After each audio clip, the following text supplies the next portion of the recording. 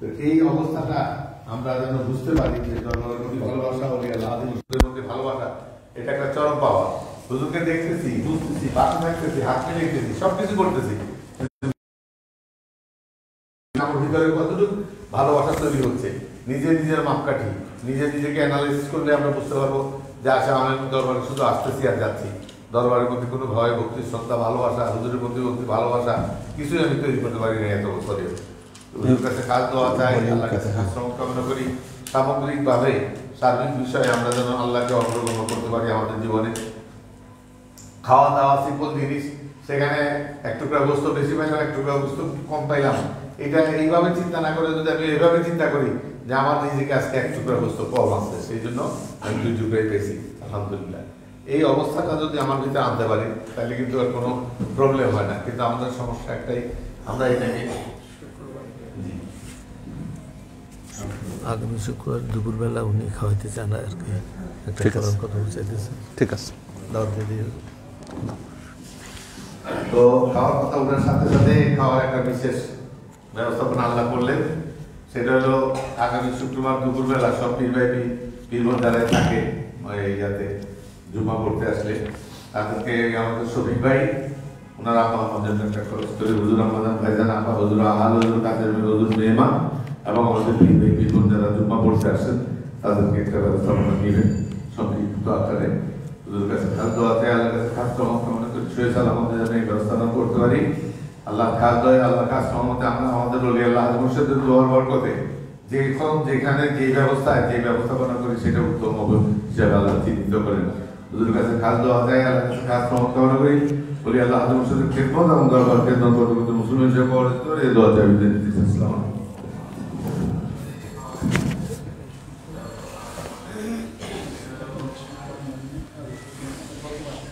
الحمد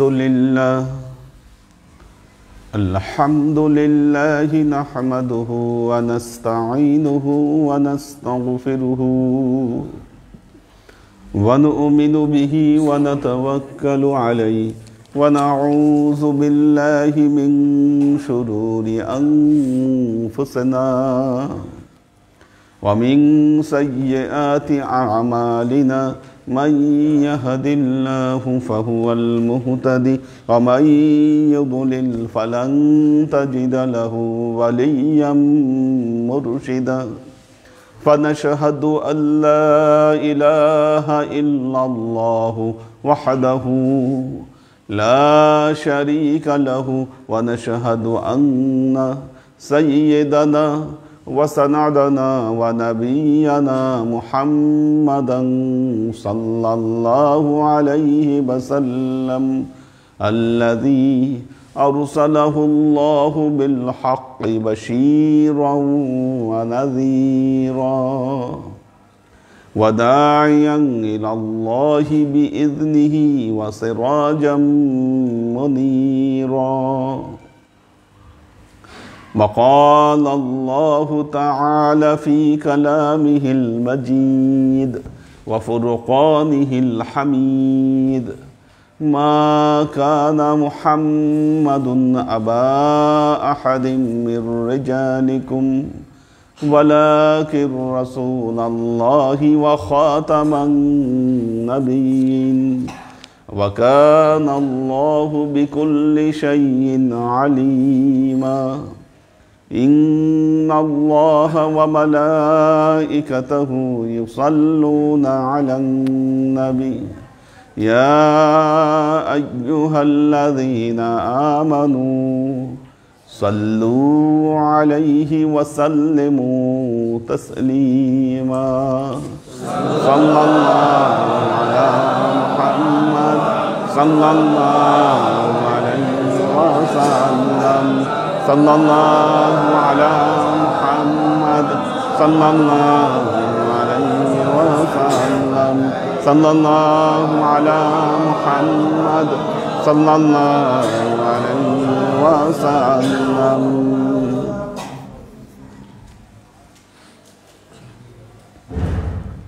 আল্লাহর আশিক ও সালেক বৃন্দ,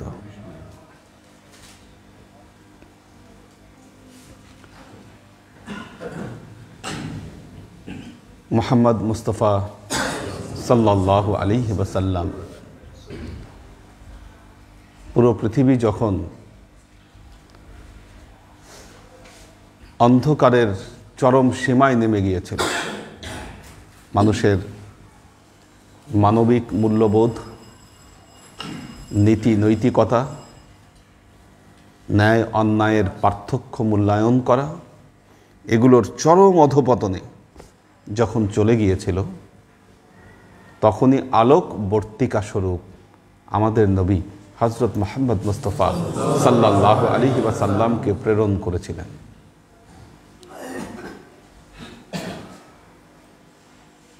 এবং সেই জন্য আল্লাহ তার নবীর ব্যাপারে বলেছেন, ওয়া দাইয়ান ইলাল্লাহি বিইযনিহি ওয়াসিরাজাম মুনীরা। তিনি ছিলেন আল্লাহর পথে আহ্বানকারী জ্বলন্ত একটি প্রদীপ। আল্লাহর পথে আহ্বানকারী জ্বলন্ত প্রদীপ ছিলেন তিনি। আরব দেশের এমন এক জায়গায় আল্লাহ তাকে প্রেরণ করেছিলেন, যে জায়গায় অভাব, দুর্ভিক্ষ, মানুষের নৈতিক অধপতন সব কিছু চরমে চলে গিয়েছিল। আরবের যে জায়গাটা আল্লাহ নবী যেখানে আসলেন, অর্থাৎ হযরত ইব্রাহিম আলাইহিস সালামের সময়ে মা সারা ছিলেন বাদশার মেয়ে, হাজেরা ছিলেন গোলাম। যখন দেখলেন যে না, গোলামের ঘরেই সন্তান আসলো, জেলাস ফিল করলেন। হযরত ইব্রাহিমকে বাধ্য করলেন যাতে সন্তান এমন এক জায়গায় দিয়ে আসে যেখানে কোনো জন নাই, মানব নাই, উত্তপ্ত মরুভূমি, ওখানে কারো বাঁচার কথা না, এমন এক জায়গায় দিয়ে আসছেন। আল্লাহর কি ইচ্ছা, শিশু ইসমাইলের পায়ের ধাক্কায় সেখানে জমজম কূপ পয়দা হলো। এটা তো অবিশ্বাস্য ব্যাপার, এটা কেমন একটা মিরাকল ব্যাপার। চিন্তা করে দেখেন, ওই মরুভূমির ভেতরে আপনি একটু আরবের আবহাওয়াটা যদি খেয়াল করেন, চতুর্দিকে যেরকম পাথর, এটা পাথরের একটা উপত্যকা। এখন তো তাও আর্টিফিশিয়ালি অনেক গাছ টাছ লাগিয়েছে, নিচে মাটি নিয়ে এসে মাটি ফেলে তার উপর দিয়ে ঘাস লাগিয়েছে। আগে তো এগুলো কিচ্ছু ছিল না, ওখানে কোনো গাছ হওয়ারও কোনো উপায় নাই। আপনি ওই আশেপাশ থেকে একটু বের হলেই আরাফার ময়দান বা মিনায় একটু আশেপাশে তাকিয়ে দেখেন যে কি পরিস্থিতি ওখানে। তাও বর্তমান সময়ে এসে এহসাস হয় যে কত কঠিন পরিস্থিতি। তাহলে সে সময় কি ছিল ওই জায়গা, ভাবতে অবাক লাগে। আল্লাহ নবী যে মক্কা থেকে মদিনায় হিজরত করেছেন, আমরা যখন মক্কা থেকে মদিনায় এয়ার কন্ডিশন গাড়ি, শীততাপ নিয়ন্ত্রিত গাড়ি যখন মরুভূমির ভেতর দিয়ে পথ চলে, আর রোদ যখন বেড়ে যায়, কিসের এয়ার কন্ডিশনার, কিসের কি, কোনো কিছু কাজ করে না, গলা শুকায় যায় একটু পর পর। টায়ার্ডনেস কি, মানে কঠিন ইয়াটা লাগে, ক্লান্তি লাগে। তাহলে যে যুগে কোনো গাড়ি ছিল না, বাস ছিল না, আল্লাহ নবী কি উটের পিঠে ঘোড়ায় চড়ে কিভাবে মক্কা থেকে মদিনায় ওই সময় কত কষ্ট করতে হতো, কি মারাত্মক সফর ছিল সেগুলো। তো এই যে এরকম একটি জায়গায় ফেলে আসলেন স্ত্রী, পুত্র, সন্তান,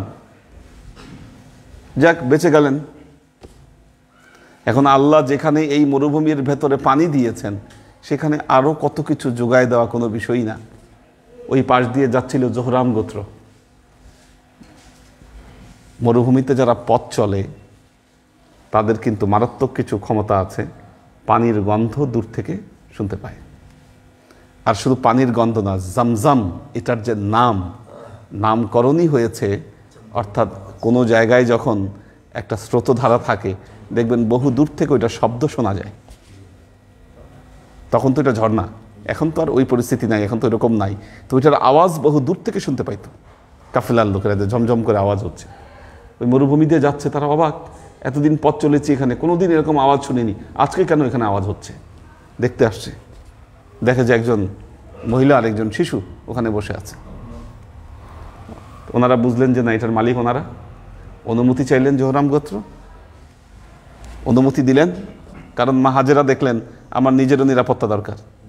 এই মরুভূমিতে যদি আমি জনমানবহীন হয়ে থাকি, আমিও মারা যাব, আমার সন্তানও মারা যেতে পারে, বা যে কোনো রকম বিপদ আপদ আসতে পারে। এখন একটা কাফেলা যাচ্ছে, তারা অনুমতি চাচ্ছে থাকার জন্য। তার মানে কি, ওনার কাছে এজাজত চাওয়া মানে কি, উনি সর্দার হিসাবে থাকবে এখানে, মালিক। আশেপাশে তারা কাফেলা স্থাপন করলো। ওয়ালাইকুম আসসালাম। হযরত ইব্রাহিম আলাইহিস সালামের সাথে বিয়ে হলো, হযরত ইসমাইল আলাইহিস সালামের সাথে, ওই গোত্রের সাথী। ওনারা ওখানে স্টে করলেন, ঘর বাড়ি একটা দুইটা করে গড়ে উঠতে শুরু করলো। করতে করতে ওখানে জনবসতি গড়ে উঠল। কিন্তু জনবসতি গড়ে উঠলেও সেই জায়গায় মানুষের জীবন যাপন ছিল অসম্ভব কষ্টকর। আমরা যখন রমজান মাসে ইফতার খাই, সুন্নত হিসাবে খেজুর দিয়ে শুরু করি। মজার ব্যাপার হচ্ছে, আল্লাহর নবীর ইফতারই ছিল এই 2-1টা খেজুর, যেটা আমরা একটা অনুষঙ্গ হিসাবে সুন্নত পালন করি, অথবা জবের কিছু রুটি, অথবা দুধ আর রুটি। এত ভ্যারাইটিস খাবার দাবার, এটা রেয়ার রেয়ার। কিছু হতো না তো, বাইরে থেকে যা আসতো সেটাতেই চলতো। এবং এই যে খিদায় পেটে পাথর বাঁধা বা গামছা বাঁধা, যেটাকেই বলা হয়, এটা ছিল সে যুগের বাস্তবতা। সেটি ওই যুগের বাস্তবতা ছিল। পরিবেশটাই এমন ছিল ওখানে। তার চাইতে উন্নত মদিনা, এটা তো আল্লাহ নবীর জন্মস্থান, এর চাইতে অনেক উন্নত মদিনা। কারণ ইয়াসরিব যেটা, সেখানে প্রচুর পরিমাণ খেজুর বাগান। এটা শুধু এই সময় না, তখন থেকেই খেজুর বাগান, পানি সেচের ব্যবস্থা, মানে একটা উর্বর ভূমি। মক্কার মানুষের মেজাজ গরম কেন? আপনি যখন রূঢ় পরিবেশে থাকবেন, আপনার মেজাজ এমনি গরম হবে। আর যারা শান্তশিষ্ট পরিবেশে আছে, তাদের মেজাজ এমনি ঠান্ডা। কাজী মক্কা থেকে মদিনার মানুষের মেজাজ বহু ঠান্ডা। তারা এসে আল্লাহ নবীকে দাওয়াত দিলেন, নিয়ে গেলেন, নিজেদের ঘর বাড়ি ছেড়ে দিলেন কি আনসারদের জন্য, নিজেদের ঘরে, আনসাররা মুহাজিরদের জন্য নিজেদের ঘরে জায়গা করে দিলেন। কি না করেছেন তারা মদিনাবাসী। আল্লাহর নবী তাদেরকে এমন অমীয় বাণী দিলেন, এমন দর্শন দিলেন,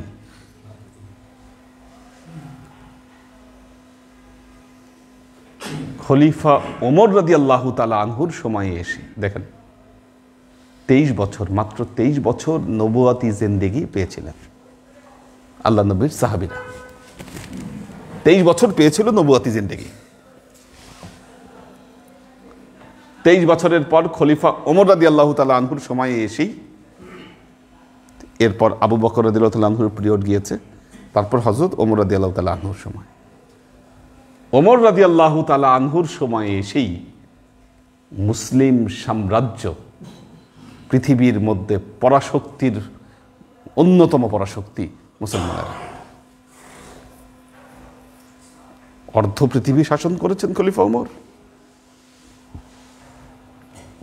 পৃথিবীতে সবচাইতে পরাক্রমশালী শাসক কারা? মুসলমানরা। খলিফা ওমরের সময় এসে কি এমন শিক্ষা দিলেন আল্লাহর নবী, দেখেন কি ছিল, কি তরিকা ছিল আল্লাহর নবীর, যেই তরিকার কারণে এই বর্বর জনপদ, যাদের শিক্ষা দীক্ষা, নৈতিকতা, কোনো সভ্যতা, সোজা কথা, সভ্যতা নেই যাদের, এরকম জাতি তারা। কারণ আরবের যে দৃশ্যপট আল্লাহ নবী আসার আগে, সেখানকার যে দৃশ্যপট বর্ণনা করা হয়েছে, ওই দৃশ্যপট অনুযায়ী তাদেরকে কোনো সভ্য জাতি কল্পনা করা যায় না। এরকম একটা জাতিকে আল্লাহর নবী কি এমন দিলেন, কি এমন শিক্ষা দিলেন, যার কারণে এই জাতি পৃথিবীর সবচাইতে পরাক্রমশালী জাতি পরিণত হলো খলিফা ওমর রাদিয়াল্লাহু তাআলা আনহুর সময়।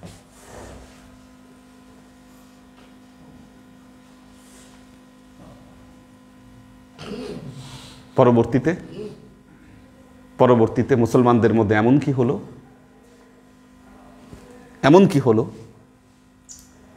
মুসলিম খেলাফতের মুসলিম রাজধানী প্রাণকেন্দ্র মদিনা থেকে বাগদাদে ট্রান্সফার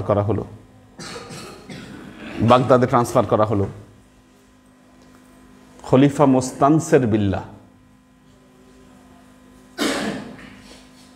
হালাকু খান বাগদাদ ধ্বংস করল। হালাকু খান হলো মঙ্গলদের একদল অসভ্য বর্বর জাতি, দেখতে ছোট ছোট সাইজ, চাইনিজদের মতো চেহারা, শরীরের চামড়া হচ্ছে হলুদ, এটা খুব উঁচা লম্বা যে বড় সড়ো এরকমও না, কিন্তু ছোট ছোট দেখতে। চীনার লোকদেরকে যেমন দেখছেন এরকম এরা, হ্যাঁ ছোট চোখ। কি এমন হালাকু খানরা বাগদাদ ধ্বংস করলো, অর্থাৎ মুসলিম সাম্রাজ্যের শোচনীয় পতন ঘটল বাগদাদ ধ্বংসের মাধ্যমে। না, ওরা তো মুসলিম না, পরবর্তীতে এসে কনভার্টেড হয়েছে তারা অনেক পরে, এবং ওদেরই তো একটা অংশ এই যে বাবরদের মোগল সাম্রাজ্য। এটা মঙ্গল যেটা বলা হয় ওইটা কি আরবিতে বা ফার্সিতে মোগল লেখা হয়, মিম গাইন ওয়াও লাম মোগল, এখান থেকেই মোগল বাংলায়। ওদেরই বংশধরেরা, ব্লাড কানেকশন ওই পর্যন্ত গেছে ওদের, আকবর হুমায়ুন সব ওইদিকে।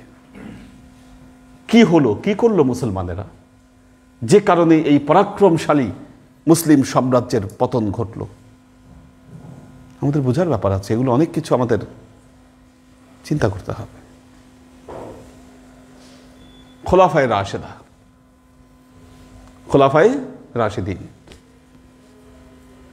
রাশেদা এই কারণেই বলা হয়, তারাই মূলত আল্লাহর নবীর মূল শিক্ষা তাদের যুগ পর্যন্ত প্রতিষ্ঠিত ছিল। হযরত আলী রাদিয়াল্লাহু তাআলা আনহুর শাহাদাতের মাধ্যমে ইসলামের ওই সৌন্দর্য, ইসলামের ওই সূর্য ডুবে গিয়েছিল। যদিও তার আগে থেকেই ফিতনা শুরু হয়েছিল, কিন্তু এত খারাপ অবস্থা হয়নি। হযরত আলী রাদিয়াল্লাহু তাআলা আনহু শাহাদাত বরণ করলেন।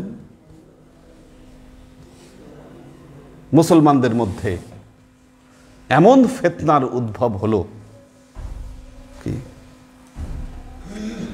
একদিকে মুয়াবিয়া, তার পরবর্তীতে ইয়াজিদ, ওইদিকে আব্দুল্লাহ বিন জুবায়ের একজন, এইদিকে মুখতার সাকাফি একজন, কি একই সাম্রাজ্যের মধ্যে এক একজন নিজেদেরকে এক একভাবে খলিফা দাবি করলেন।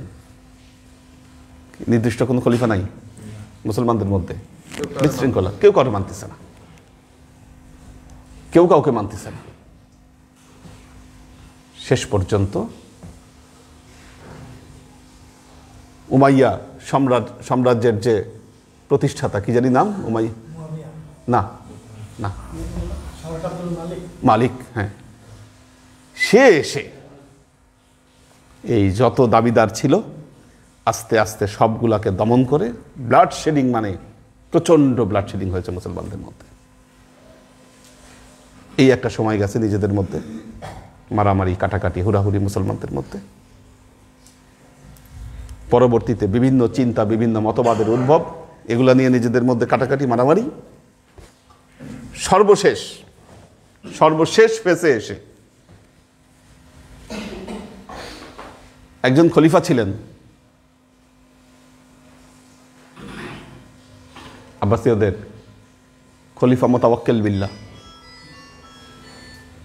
খলিফা মুতাওয়াক্কিল বিল্লাহ, ওয়ালাইকুম সালাম।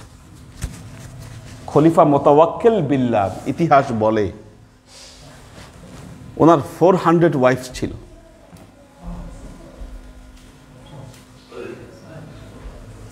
চিন্তা করতে পারেন আপনি 400 চিন্তার বাইরে। তাহলে কি করেছে ইতিহাসে লেখা আল্লাহ ভালো জানেন। হেরেম ছড়ায় থাকতো আর কি, তারা হেরেমে থাকতো। তাদের ভোগ বিলাস কোন পর্যায়ে চলে গেছে। আল্লাহর নবী যে স্বর্ণযুগ প্রতিষ্ঠা করেছিলেন, এই স্বর্ণযুগের পতন দুটো কারণে হলো। এক হচ্ছে স্বার্থের জন্য, লোভের জন্য নিজেদের মধ্যে মারামারি, নিজেদের মধ্যে মারামারি। দ্বিতীয়ত হলো অধিক ভোগ বিলাসে নিজেদেরকে নিমজ্জিত করে দেওয়া। আল্লাহর আশিক ও সালেক বৃন্দ, বাঁচতে হলে, উন্নতি করতে হলে এই দুই থেকে মুক্তি লাভ করতে হবে। মুসলমান যদি একটা জিনিস দেখেন, আজকে আমাদের যুগে বারবার যুগে যুগে মুসলমানেরা একই ভুল করেছে, একই ভুল করেছে।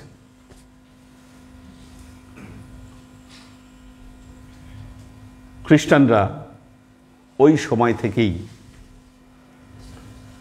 মুসলমানদের ভেতরে কিভাবে এক দলের সাথে আরেক দলের মারামারি লাগিয়ে দেওয়া যায়, এটার জন্য তারা কোটি কোটি ডলার ব্যয় করছে, লোভ দেখাইছে, টাকা পয়সা দিয়েছে, আরো বহুত কিছুর লোভ দেখিয়েছে।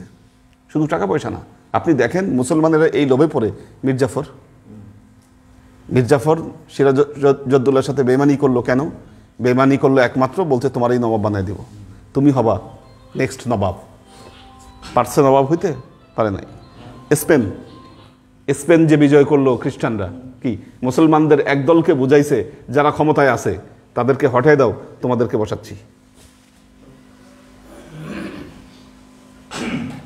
তোমাদেরকে বসাচ্ছি। ওই দলকে যখন শেষ করলো, এখন বললো তোরা বসার কে, আমরা থাকতে আমরা কেউ যাবো। এরপর এদেরকেও মারছে, হারাইলো, স্পেন হারালো, নিশ্চিহ্ন করে ফেলছে। এইরকম নিশ্চিহ্ন বহুবার হয়েছে মুসলমানেরা, বহুবার। শুধু আল্লাহর নবীর রহম ছিল বলে বেঁচে গেছে। কাজী আল্লাহর আশেক ও সালেক বৃন্দ, আল্লাহর নবীর শিক্ষা, আল্লাহর নবীর তরিকা ধারণ করার আগে নিজেদের মধ্যে কিছু পার্থক্য আনতে হবে, নিজের অস্তিত্বের মধ্যে পার্থক্য আনতে হবে। না হলে আপনি যতই তরিকা পালন করেন, যতই তরিকা ফলো করেন, এই তরিকা আপনাকে কোনো উত্তম পথ দেখাবে না।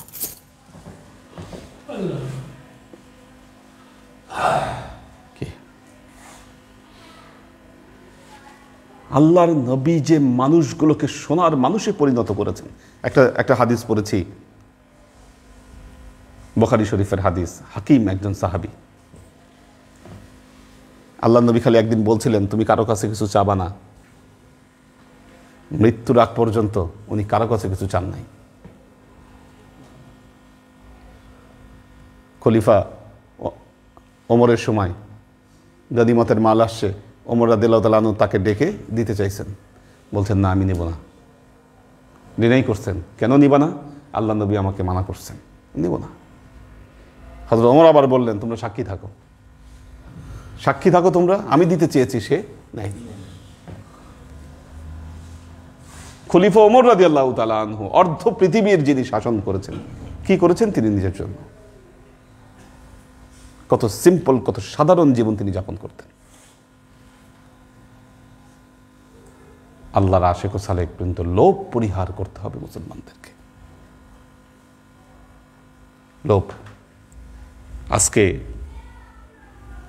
আমাদের এই বাংলাদেশ, এই অঞ্চলের মানুষ খুব সহজ সরল, সহজ সরল, যুগে যুগে সহজ সরল ছিল। আর এই সরলতার সুযোগেই দেখবেন আমাদের পুরো ভারতবর্ষ বিদেশিরা শাসন করছে বেশি। কি বিদেশিরা শাসন করেছে বেশি। গত ক্লাসে বলেছি, ব্রাহ্মণ যারা দেখবেন, ব্রাহ্মণগুলার সবগুলা সাদা চামড়া, ব্রাহ্মণ অধিকাংশ সাদা চামড়ার। খেয়াল করে দেখেন আপনি বাংলাদেশে বিভিন্ন জায়গায় যাবেন, যে মন্দিরগুলো আছে, ব্রাহ্মণ যেগুলো ওই মন্ত্র পড়ে, অধিকাংশ সাদা চামড়া, কারণ এরা ছিল বিদেশি, ওই সাইবেরিয়া থেকে আসছিল। এসে দেখছে যে এই জায়গার মানুষগুলো তো খুব সহজ সরল, যাই বুঝান যায় তাই বুঝে, কি তখন তারা এই হিন্দু ধর্ম বানিয়েছে, এটার মধ্যে বর্ণ প্রথা করেছে, কি হ্যাঁ, এবং নিজেদের ইচ্ছা মতো খেয়াল খুশি মতো সমাজকে শোষণ করেছে। এরা বিদেশি ছিল, আমাদের ভারতবর্ষ শাসন করছে এরা। তখন তো ব্রাহ্মণদের উপরে কিসের রাজা, কিসের বাদশাহ, কিসের কি, ব্রাহ্মণ ছাড়া কেউ হতে পারতো না। হ্যাঁ, আর্যরা। আর্য মানে কি? আসছে তারা ওই সাইবেরিয়া থেকে। এরিয়ান কোত্থেকে আসলো? ওখান থেকে আসছে ওরা, আর্যরা। তারপর মুসলমানেরা এখানে দীর্ঘদিন শাসন করেছে। মঙ্গোলীয়রা আসছে এখানে, তারা শাসন করেছে। তাদেরকে হটাই দিয়ে আবার ব্রিটিশরা আসছে, তাদেরকে হটাই দিয়ে এখন তারপরে ব্রিটিশরা আসছে। দেখেন, আমাদেরকে কিন্তু শাসন করেছে আজীবন, কারণ এই এলাকার মানুষ খুব সহজ, খুব সরল। মুসলমানেরা লোভের টোপ, এই জায়গার মানুষ, শুধু মুসলমান না, নট মুসলমান, আমরা ভারতবর্ষের মানুষের কথা বলছি। লোভের টোপ কি, যখন খুব লোভনীয় জিনিস আসে তখন চিন্তা করে, আচ্ছা ইমান, এই ইমানটা পরে থাক, এটা নিয়ে তারপর আমার ইমানটা আমি ঠিক রাখবো, আগে নেওয়ার আগে নিয়ে নিই, ইমান পরে কই যাবে সেটা পরের ব্যাপার, আগে নেই তো, আগে খাই, তারপরে আমার ইমান কোন জায়গায় কিসের কি সেটা পরের ব্যাপার, পরে ঠিক করবো। আমার ইমান কোন জায়গায় আছে, কি আছে, পরে ঠিক করি, আগে নেই। আজকে শুধুমাত্র মুসলমানদের এই চরিত্র থাকার কারণে ইহুদি খ্রিস্টানরা যেভাবে যা বুঝাচ্ছে, কাউকে ক্ষমতার লোভ দিয়ে, কাউকে টাকা পয়সার লোভ দিয়ে, কাউকে পার্থিব যে কোনো কিছুর লোভের মধ্যে ফেলে আজকে মুসলমানদের চরিত্র ধ্বংস করে দিয়েছে।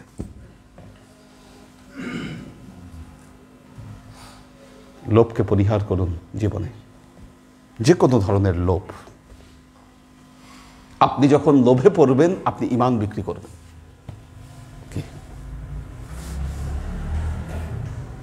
আপনি ঈমান বিক্রি করে দিবেন। দেখেন, ঈমান ঠিক রাখা এত সহজ বিষয় নয়।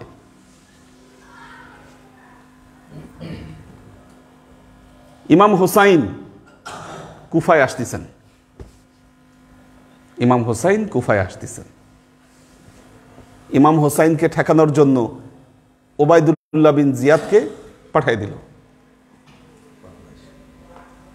ভীষণ চতুর ওবায়দুল্লাহ বিন জিয়াদ, কুফার শাসনকর্তা, শাসন পোস্ট। পোস্ট মানে কি? হালুয়া রুটি, মারাত্মক ব্যাপার এটা। পোস্ট মানেই তো হালুয়া রুটি। কি পোস্ট তার ধরে রাখতে হবে। পোস্ট ধরে রাখতে গেলে কি করতে হবে? ইয়াজিদকে খুশি রাখতে হবে। কি পোস্ট ধরে রাখতে হলে ইয়াজিদকে খুশি রাখতে হবে। ওবায়দুল্লাহ বিন জিয়াদ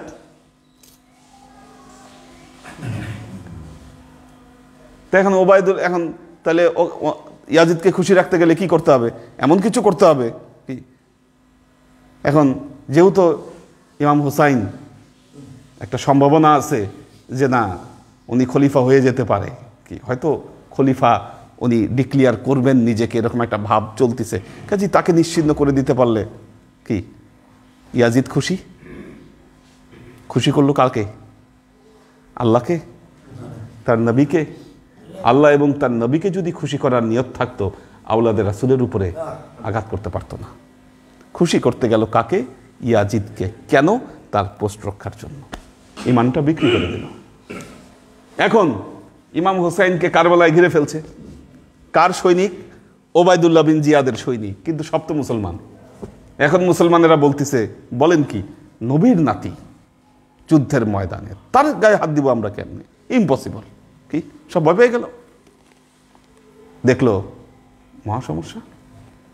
ওবায়দুল্লাহ বিন জিয়াদ দেখলো মহা সমস্যা তো এটা, কারণ সহজ সরল সৈনিকরা তো কিছু বুঝে না, এদের মাথায় কি আছে, যা অর্ডার আসবে তাই করবে। কিন্তু এতটুকু তো সেন্স আছে যে ময়দানে হচ্ছে আল্লাহর নবীর নাতি ময়দানে দাঁড়ায় আছে, ওনার গায়ে হাত দিয়ে কেমনে? এটা ইম্পসিবল ব্যাপার। সৈনিকরা ভয় পেয়ে গেল।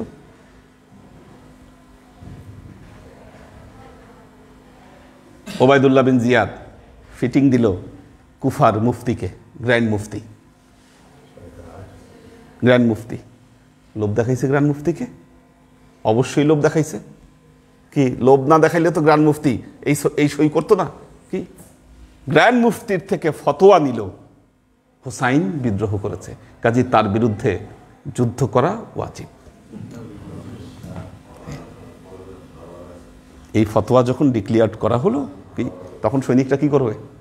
কি সৈনিক দেখছে আরে বাবা ইমাম হুসেনকে তো আর দেখে নাই সৈনিকরা, এখন দেখছে তো গ্র্যান্ড মুফতি প্রতি শুক্রবার এসে জুমার নামাজে খুতবা দিচ্ছে, সে বলছে এ কি না বুঝে বলছে? ইমান বিক্রি করেছে কেন? লোভের কারণে। হ্যাঁ, ওনার নাম মনে নেই তো, এটা দরকারও নাই ওনার নাম কি ছিল। তো তো আল্লাহর আশিক ও সালেক বৃন্দ, তবে সেই সময় খুব গুরুত্বপূর্ণ ভূমিকা যারা পালন করেছেন, সুলাইমান নামের একজন ছিলেন, সে খুব গুরুত্বপূর্ণ ভূমিকা পালন করেছেন। মুখতার সাকাফি তো পরবর্তীতে সব প্রতিশোধই নিলেন সে। তো এই যে ইমান বিক্রি করা, পুরো সাম্রাজ্য, মুসলিম সাম্রাজ্য ইমানকে বিক্রি করে দিল লোভের কাছে, পয়সার কাছে। যখন তাদের টাকা পয়সা হলো, এমন ভোগ বিলাসে লিপ্ত হলো, এমন ভোগ বিলাসে লিপ্ত হলো যার বর্ণনা দেওয়া লাগবে না। এখনো যদি আপনারা অ্যারাবিয়ানদের ভেতরে, অরিজিনাল অ্যারাবিয়ান যারা আছে, আরবের শেখ যারা আছে, যদি তাদের ভেতরে ঢুকেন আর তাদের লাইফস্টাইল দেখেন, আপনি নিজে অবাক হবেন। ভয়াবহ। হজের সময় দেখা যায় কয়েকজন পড়ে গেছে মানুষ, আপনার দেখলেও অবাক লাগবে এটা কি মানুষ না পাহাড়। এটা অবিশ্বাস্য মানুষের সাইজ, কি পরিমাণ মানে তাদের ভোগ বিলাস, খাওয়া দাওয়া। আমাদেরকে এক ইয়াতে দাওয়াত দিল,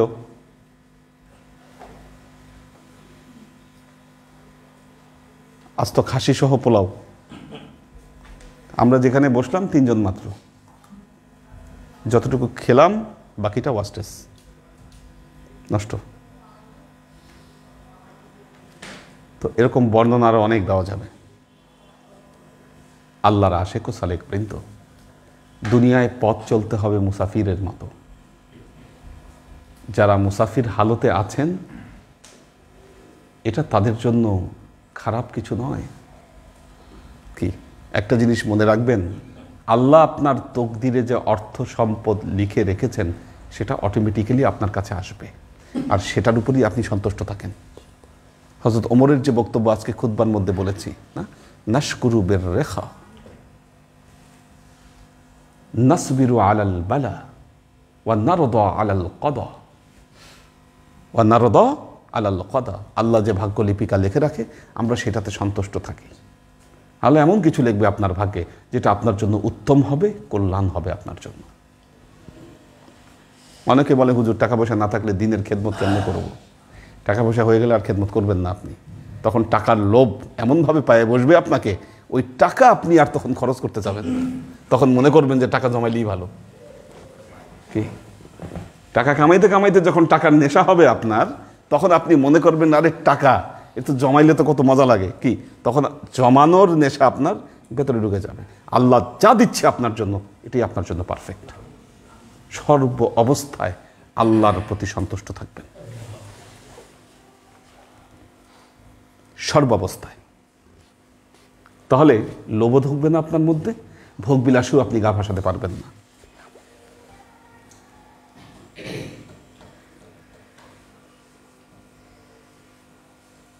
তো আল্লাহর আশিক ও সালেক বৃন্দ,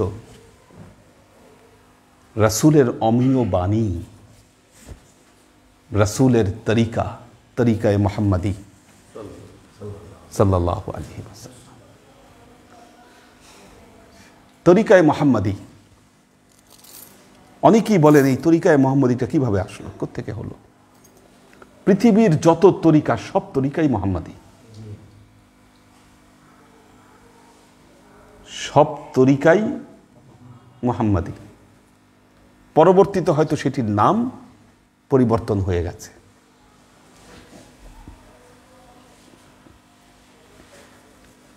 বড় পীর আব্দুল কাদের জিলানী রহমতুল্লাহ আলাইহি, ওনার তরিকাকে আমরা কি বলি? কাদেরিয়া তরিকা।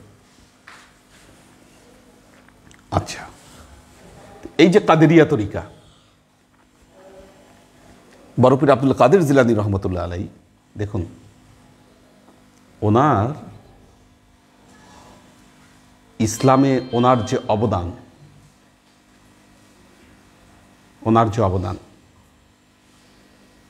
আচ্ছা, আজকে যারা পীর বিরোধী, বাংলাদেশের কিছু মানুষ আছে তারা পীর বিরোধী, সোজা কথা। পীর কথাটা শুনলেই তাদের গায়ের মধ্যে অ্যালার্জি হয়, জ্বালা ধরে, গায়ে জ্বালা পোড়া করে। পীর শব্দটার সাথেই অ্যালার্জি জড়ায় আছে তাদের।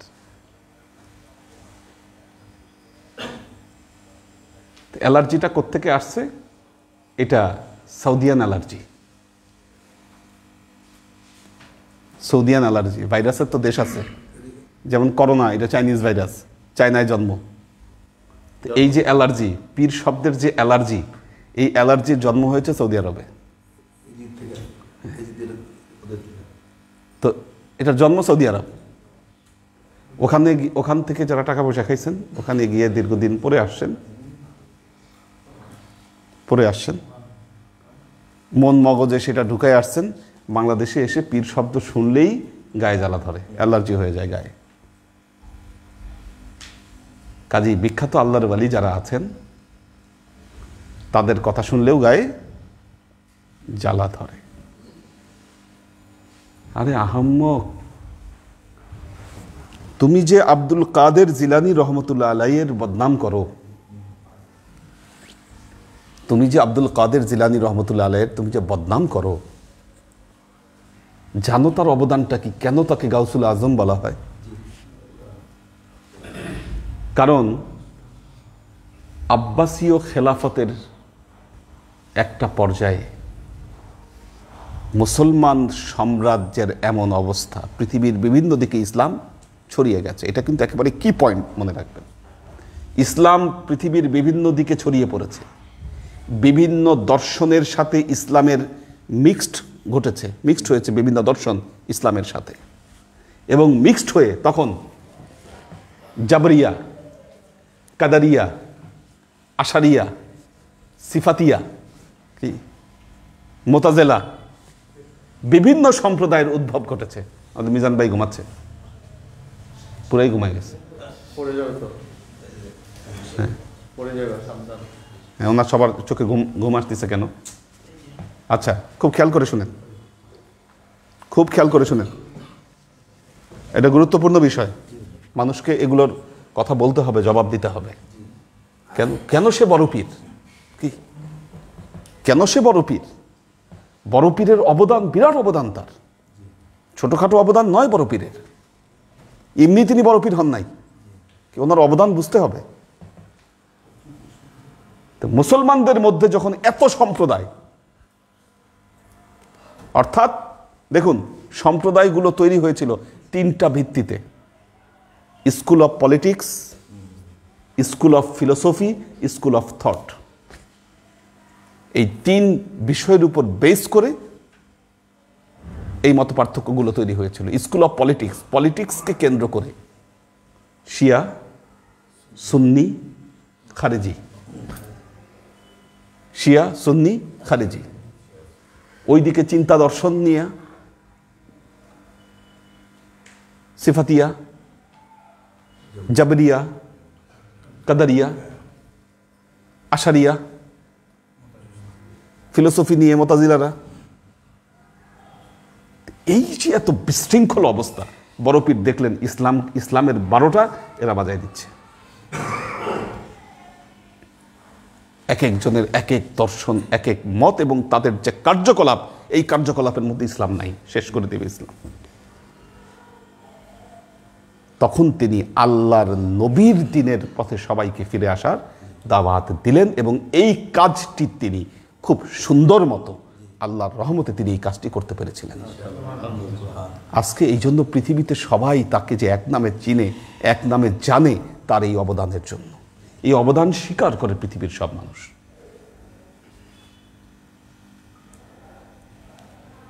বড়পীর আব্দুল কাদের জিলানী রহমতুল্লাহ আলাইহি, খাজা মঈনুদ্দিন চিশতি রহমতুল্লাহ আলাইহি ভারতবর্ষের 90 লক্ষ বিধর্মীকে তিনি ইসলামের পথে ডাক দিয়ে নিয়ে আসছেন। ওনারা তো তরিকায় মোহাম্মদীরই দাওয়াত সবাইকে দিয়েছেন। কি বড়পীর আব্দুল কাদের জিলানী রহমতুল্লাহ আলাইহি সবাইকে বলেছেন নবীর দিনে ফিরে আসো, নবীর দিনের উপর কায়েম হও, তরিকায় মোহাম্মদীতে ফিরে আসো। পরবর্তীতে এই তরিকা কি কাদেরিয়া তরিকা হিসাবে নামকরণ হয়েছে। পরবর্তীতে যখন খাজা মঈনুদ্দিন চিশতি, ওনার তরিকা চিশতিয়া তরিকা নামে প্রসিদ্ধি পেয়েছে। এভাবে এক একজনের এক এক নামে তরিকাগুলো প্রসিদ্ধি পেয়েছে। আমাদের ভারতবর্ষে খুব খেয়াল করে শুনেন, সব কি বন্ধ দেখে কি এমন ঘুম ঘুম লাগতেছে? খুলে দেন, একটা সাফোকেশন হচ্ছে, এটা খুলে দেন তো, জানলাগুলো খুলে দেন, ইয়া দিয়ে দেন, জানলা খুলে নেট দিয়ে দেন, তাপমাত্রা, হ্যাঁ নেট দিয়ে দাও, নাহলে কিন্তু মশা আসবে। নেটটা দিয়ে দাও, মশা আসবে নাহলে। জানলা খুলে নেট দিয়ে দেন, নাহলে প্রবলেম হচ্ছে।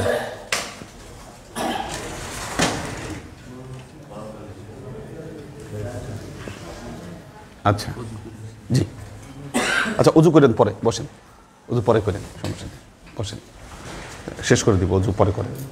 আচ্ছা, তো খেয়াল করেন কোন কথায় ছিলাম? না, বড়পীর আব্দুল কাদের থেকে ভারতবর্ষে চলে আসছি। হ্যাঁ, মঈনুদ্দিন চিশতিও পার হয়েছি, পিওর মোহাম্মদী তরিকা এখন আসি। পিওর মোহাম্মদী তরিকা ভারতবর্ষে যিনি সর্বপ্রথম, এটা কিন্তু ইতিহাস বলছি, বানানো কোনো কথা না, এগুলো ইতিহাস। আপনি যদি গুগলে এই তরিকায় মোহাম্মদী লিখে সার্চ দেন, কি এই ইতিহাসগুলো পাবেন, ইতিহাসগুলো পাবেন। ভারতবর্ষে যিনি মোহাম্মদী তরিকার ডাক প্রথম দেন, তিনি ছিলেন শাহ ওয়ালিউল্লাহ মুহাদ্দিস দেহলভী রহমতুল্লাহ আলাইহি। কোন বাস্তবতায় ডাক দিলেন? কারণ আরব দেশে এই বিভিন্ন সংস্কৃতির সাথে মিলে ইসলামের যে দুর্দশা, এখানে ব্রিটিশরা এসে ইসলামের সেই দুর্দশাগুলো ঘটাচ্ছিল। ব্রিটিশরা এখানে এসে ইসলামের সেই দুর্দশাগুলো ঘটাচ্ছিল এখানে।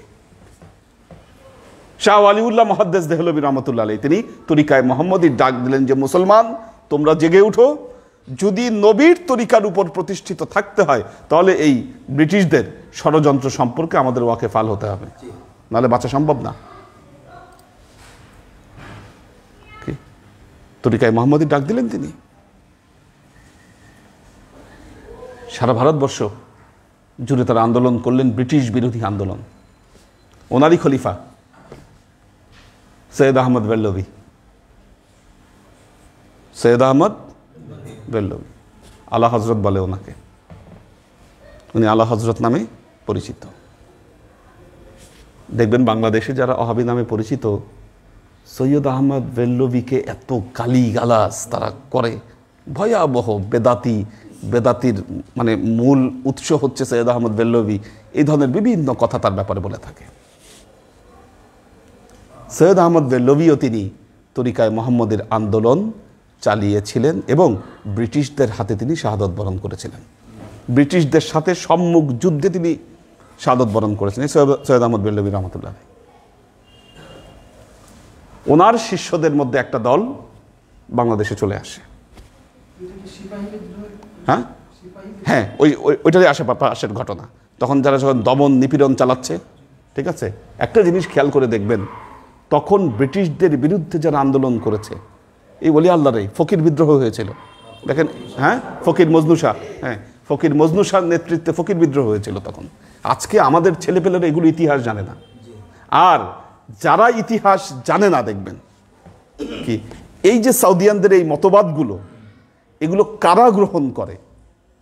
দেখবেন যারা সায়েন্স পড়ছে, ইংরেজি শিক্ষিত বেশি, কি সায়েন্স, ডাক্তার, হ্যাঁ, ইঞ্জিনিয়ার, যাদের আসলে রুট সম্পর্কে ধারণা কম এবং ইতিহাসগুলো তারা ঠিকমতো পর্যালোচনা করে নাই। হ্যাঁ, এরাই দেখবেন যে ওগুলোর দিকে তারা ঝুঁকে বেশি। আসলে তো ভেতরে তো ওই যে যুক্তিবাদ কাজ করে ভেতরে, ভক্তিবাদের কিছু যারা বোঝে না, আর ইতিহাস তো তারা জানে না এগুলো। সৈয়দ আহমদ বেল্লভী রহমতুল্লাহ আলাইহির সাথে যারা বাংলাদেশে ঢুকে গিয়েছিলেন তাদের মধ্যে অন্যতম একজন শাহ কারামাতুল্লাহ জৈনপুরী রহমতুল্লাহ আলাইহি।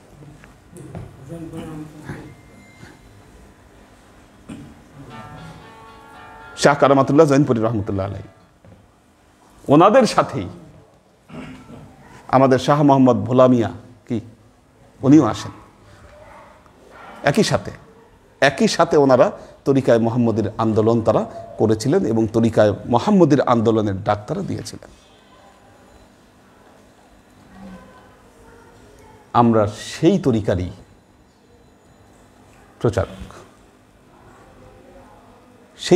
প্রচারক।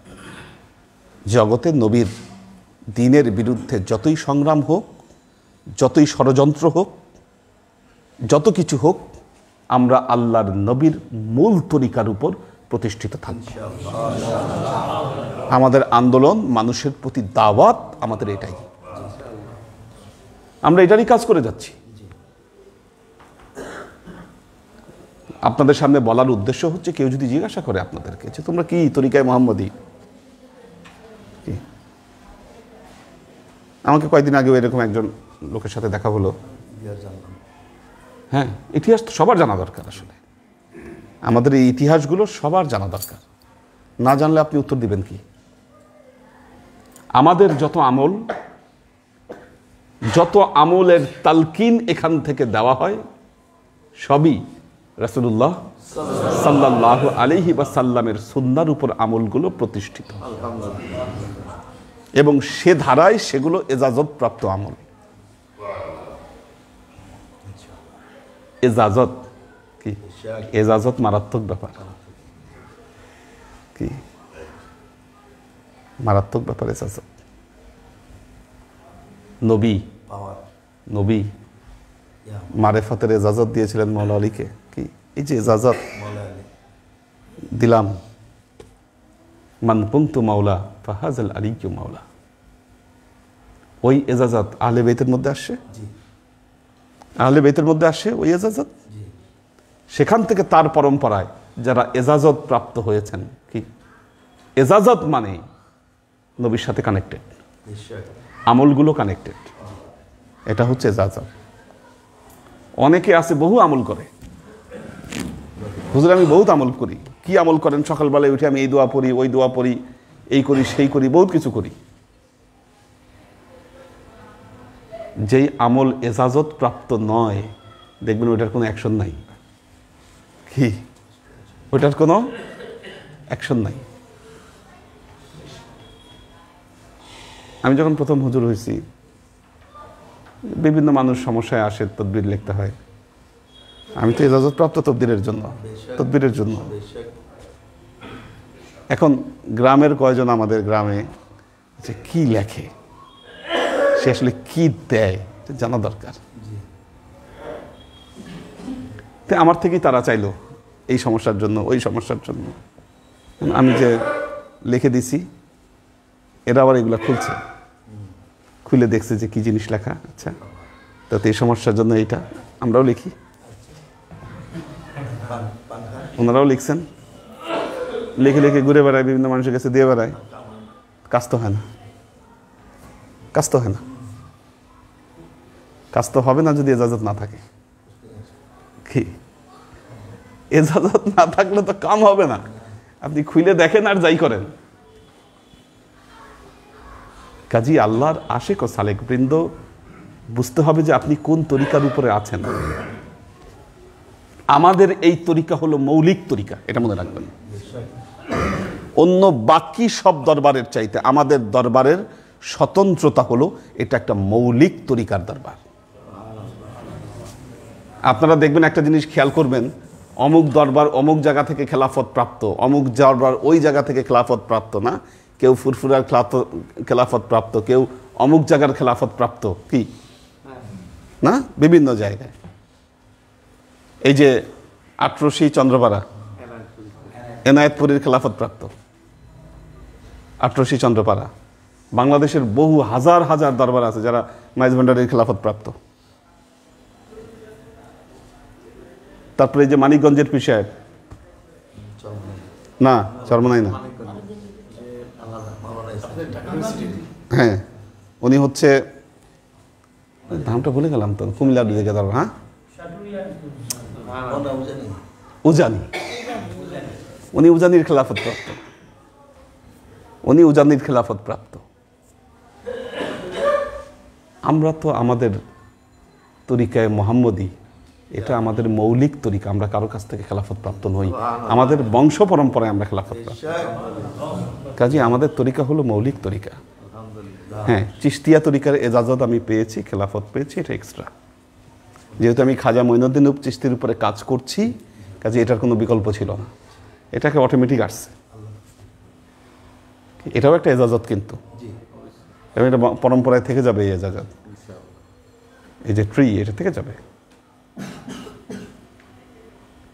তো কিন্তু আমাদের মূল তরিকা, আমরা মৌলিক তরিকার উপর প্রতিষ্ঠিত, মূল ধারা এটা। দেখুন একটা জিনিস,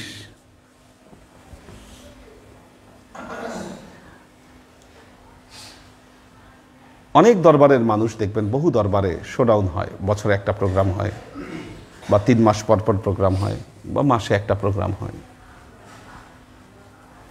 আমরা যদি সেভাবে প্রোগ্রাম করতাম, বহুত শোডাউন করতে পারতাম। কি বাট আমাদের উদ্দেশ্য শোডাউন নয়, আমাদের উদ্দেশ্য হলো হেদায়েত। আর এই হেদায়েতের জন্যই এখানে সপ্তাহে 3টা ক্লাস হয়, নিয়মিত 3টা ক্লাস, এটা অন্য কোথাও নাই। ঠিক আছে, আর এই নিয়মিত ক্লাসে, যেই ক্লাস সারা বছর ধরে চলে, বিশ্ববিদ্যালয়েরও তো একটা ক্লাসে এত স্টুডেন্ট থাকে না।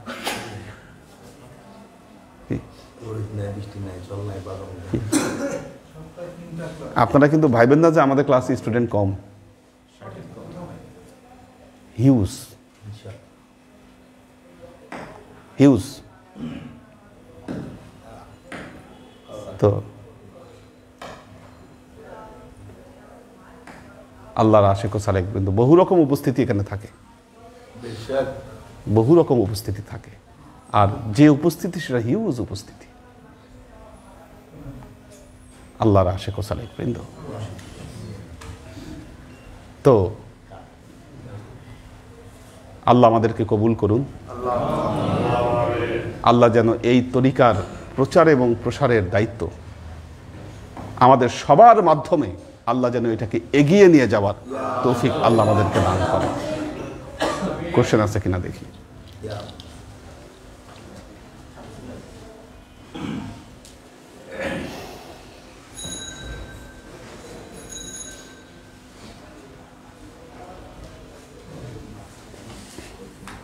হ্যাঁ, আমাদের ক্লাসের আরেকটা উপস্থিতি কিন্তু এখন অনলাইন, মানে আমাদের ডাইরেক্ট উপস্থিতির চাইতে অনলাইন উপস্থিতি অনেক বেশি।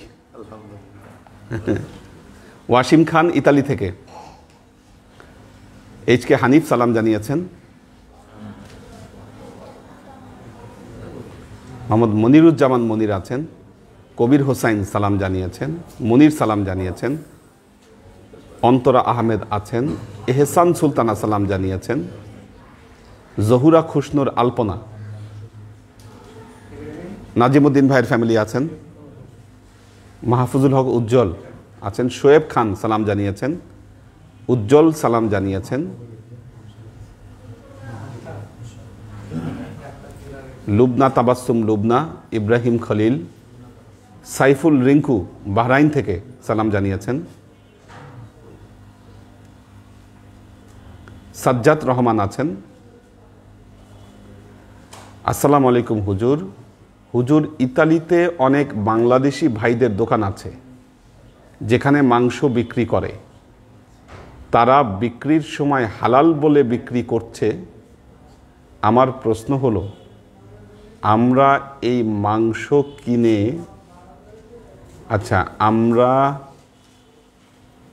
হালাল বলে বিক্রি করছে। আমার প্রশ্ন হলো, আমরা এই মাংস কিনে খাইতে পারবো কি না? যেহেতু আমরা জানি না যে এগুলা কিভাবে এবং কে জবাই করছে, আর জবাই করার সময় আল্লাহর নামে জবাই করছে কি না তাও জানি না। আচ্ছা, বাংলাদেশি ভাই যিনি বিক্রি করছেন, তিনি যদি মুমিন হয়ে থাকেন, তিনি যদি মুসলমান হন, আর তিনি যদি বলে থাকেন যে ভাই এটা হালাল, এটা আমি আল্লাহর নাম নিয়ে জবাই করছি, তার কথা আপনাকে বিশ্বাস করতে হবে। তিনি যদি এটার মধ্যে ত্রুটি বিচ্যুতি করে থাকেন, এই দায়ভার আপনার না, এটা তার দায়ভার, কারণ এটা অনেক বড় লায়াবিলিটি তিনি নিচ্ছেন। ঠিক আছে, হালাল না হয়েও যদি তিনি বলেন যে এটা হালাল, ওইটা খাইলে এটা আপনার জন্য হারাম হবে না, এটা আপনার জন্য হালালই হয়ে গেছে। খালি দেখতে হবে যেন সেটা শূকরের গোস্ত না হয়, নাউজুবিল্লাহ, বা হারাম কোনো প্রাণীর জন্য গোস্ত না হয়, তাহলে ঠিক আছে। সাইফুল্লাহ রিঙ্কু বাহরাইন থেকে, মোহসেনুদ্দায়ান সালাম জানিয়েছেন, রাহিমা আখতার সালাম জানিয়েছেন, মোহাম্মদ ফরিদ আসসালামু আলাইকুম হুজুর, নিপার একসাথে দেখছি, আমাদের জন্য দোয়া করবেন। আমাদের সুলাইমান ভাইয়ের জামাই, মেয়ের জামাই, রাজশাহী থেকে দেখছেন ওনারা। রাহিমা আক্তার সবাইকে সালাম জানিয়েছেন। মুকিদ খান সালাম জানিয়েছেন, দোয়া চেয়েছেন। মোহাম্মদ আলাউদ্দিন মিয়া সালাম জানিয়েছেন। পর্ণা বিনতে কাদির সালাম জানিয়েছেন। ফেরদৌসি নাহার আউয়াল সবাইকে সালাম জানিয়েছেন।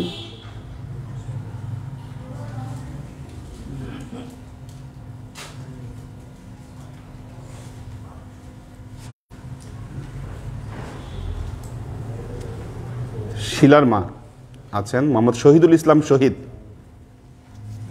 উনিও আছেন, আমাদেরই একটা কাজে আছেন, গিয়ে উনি ফেসে গেছে আসলে, এটা গিয়ে আটকা পড়ছে, উনি অনলাইনে ক্লাসে আছেন। পারভেজ আছেন।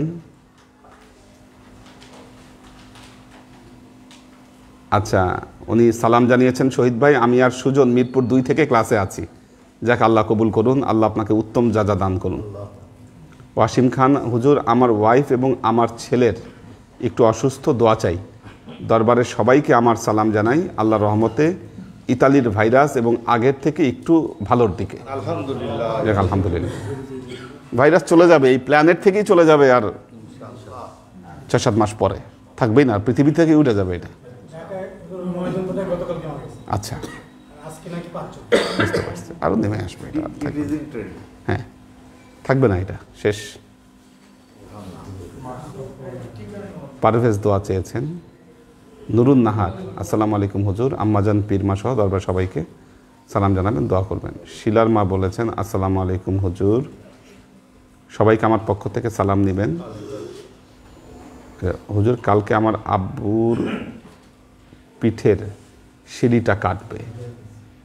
আচ্ছা, হ্যাঁ শিলা বলছে, হ্যাঁ ওনার আব্বার তো অপারেশন হয়েছে, তো শিলার আব্বার অপারেশন হয়েছে, পিঠে একটা টিউমারের মতো ছিল, সেটা অপারেশন হয়েছে, তো উনি দোয়া নিয়ে গেছেন, দোয়া চেয়ে গেছেন। হ্যাঁ, আমরাও দোয়া করছি আল্লাহ যেন ওনাকে সুস্থ করে দেন। তো পিঠে শিলিটা কাটবে, আব্বুর শরীরটা বেশি ভালো না, সবাই একটু আব্বুর জন্য দোয়া করবেন। আচ্ছা, আপনাদের সবার দোয়াতে ভালো আছি হুজুর, আমার ছেলে হয়েছে, আমার ছেলের জন্য দোয়া করবেন, আমিন। হ্যাঁ, শিলার ছেলে হয়েছে, সবাই দোয়া করবেন, তার ছেলেকে যেন আল্লাহ ভালো এবং সুস্থ রাখেন। একে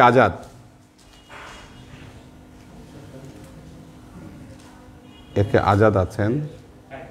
মুস্তাহিদ নূর মাহিন আছেন। সোহরাব হোসাইন সোহেল,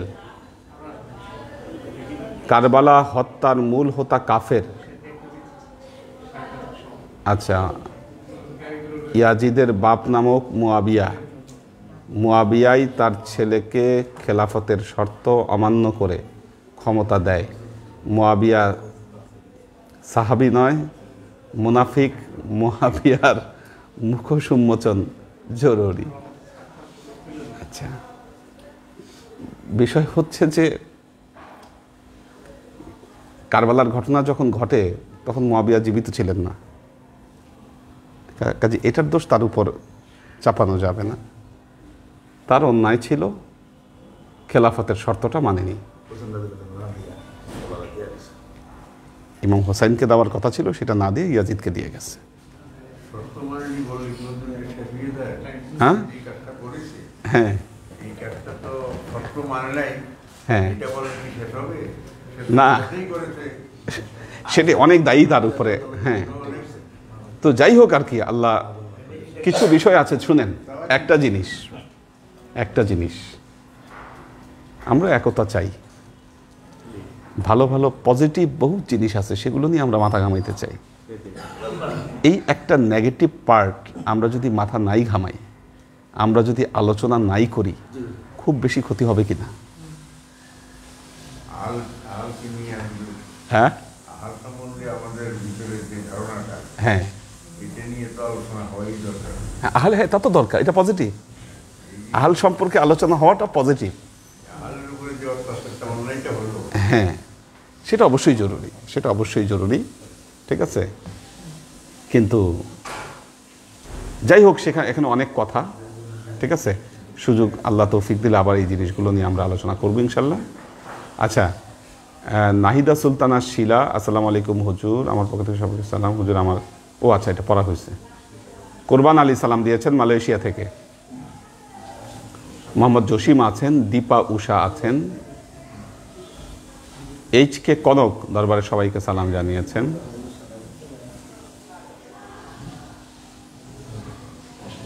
মোহাম্মদ সাদিকুল ইসলাম আছেন, শোয়েব খান, শামসুস সাদিকিন সালাম জানিয়েছেন, সেলিনা লিপি সালাম জানিয়েছেন, সাদিয়া ইসলাম মিম সালাম জানিয়েছেন, দোয়া চেয়েছেন, দীপা উষাও সালাম জানিয়েছেন।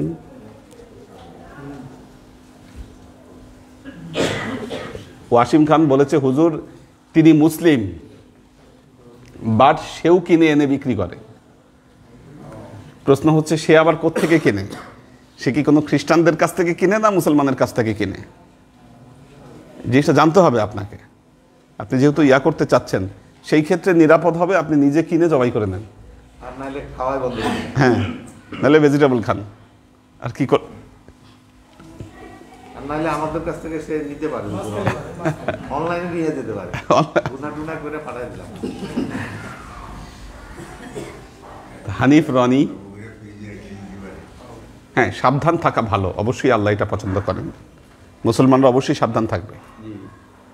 আমরা দেশের বাইরে গেলে সাধারণত, সৌদি আরব বা মুসলিম কান্ট্রিতে গেলে ভিন্ন কথা, বিধর্মী কোনো কান্ট্রিতে গেলে ভেজিটেবল, সোজা কথা, ভেজ একদম টোটাল, সব জায়গায় বলি আমরা ভেজ, নন ভেজ ধরিই না। হ্যাঁ হ্যাঁ, স্থায়ীভাবে যারা বসবাস করে তারা ওই মুসলিম কমিউনিটি খুঁজেই নেই, মুসলিম কমিউনিটি খুঁজেই বের করে। তো বিপদে পড়ছিলাম চায়নায় গিয়ে, ভেজিটেবলের চাইনিজ কি সেটাও তো জানি না। দোকানে গিয়ে বোকা হয়ে গেছি, কিচ্ছু বুঝতেছি না দোকানে কি বলবো, কি খাবো সেখানে। শেষ পর্যন্ত রুটি আর কলা, কয় বেলা ভালো লাগবে আপনার? রুটি কলা খেয়ে দেখেন, 2 বেলার বেশি ভালো লাগবে না। হ্যাঁ হ্যাঁ, কি যে দেয় মানে এটা তো বোঝা কঠিন। হ্যাঁ, কঠিন অবস্থা। হ্যাঁ খাওয়ার সম্বন্ধে সাহানি, তারপরে কি স্বাদ, এগুলো বলার দরকার, এগুলো সম্পূর্ণ নিষিদ্ধ।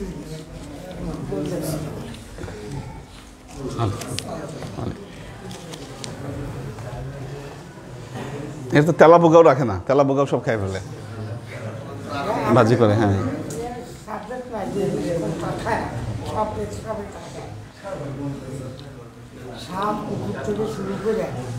যাক আল্লাহ হেদায়েত দিক।